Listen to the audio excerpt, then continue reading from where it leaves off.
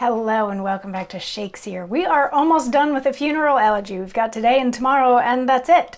So today we're going to take a look at lines 541 to 568, which takes us very close to the end. Tomorrow's going to be a short one, but then I figured we could do the wrap up of the whole thing and that would be great.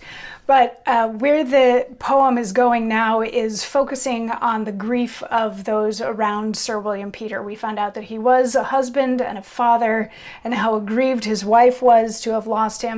But also at the end of yesterday's lines, how sad the author is to miss Sir William Peter, and that as had sort of been said before, that this eulogy or this elegy was the living tribute. This is how I'm showing that I loved you, that you were important to me, that you were my friend.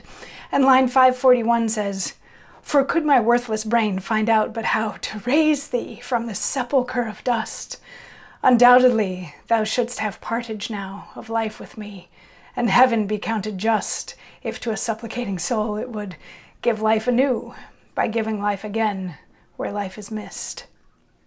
Whereby discomfort should right his old griefs, and former joys retain, which now with thee are leaped into thy tomb and buried in that hollow vault of woe, expecting yet a more severer doom than time's strict flinty hand will let 'em know. And now, if I have levelled mine account, and reckoned up in a true measured score those perfect graces which were ever wont to wait on thee alive, I ask no more, but shall hereafter in a poor content immure those imputations I sustain, learning my days of youth so to prevent as not to be cast down by them again.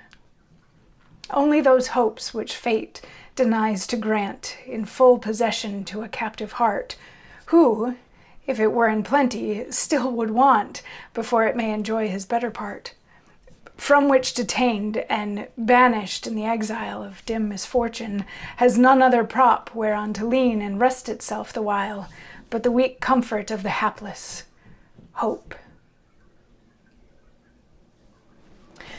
So he's starting to wrap things up is where this is, and I think tomorrow we only have about 10 lines to go, so this is very much wrapping it up. And what he's saying, if there was a way that I could bring you back from the dead, if I could revive you, I would bring you back because you brought so much joy to the life, and all of that joy is now just buried in a tomb with you. And I'm hoping that this elegy was enough to sort of have settled the score, though I'm not going to stop trying to be a good person in remembrance of you.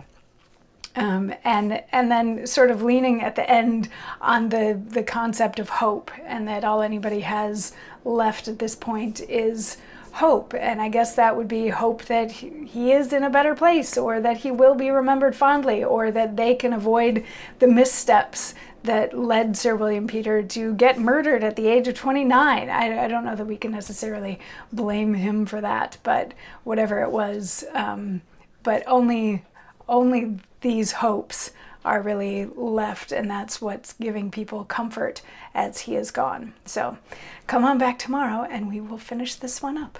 I'll see you then. Mwah.